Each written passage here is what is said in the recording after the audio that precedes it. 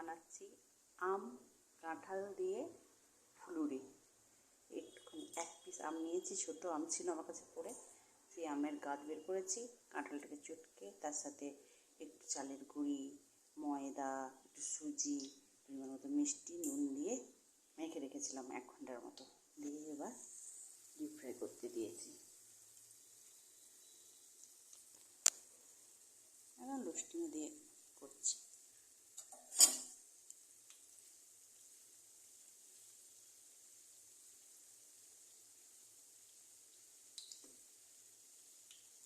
আমার মেয়ে তো কিছুই খেতে চায় না, ওকে খাওয়ানোর সব নতুন নতুন টেকনিক বের করে আমাকে করতে হয়।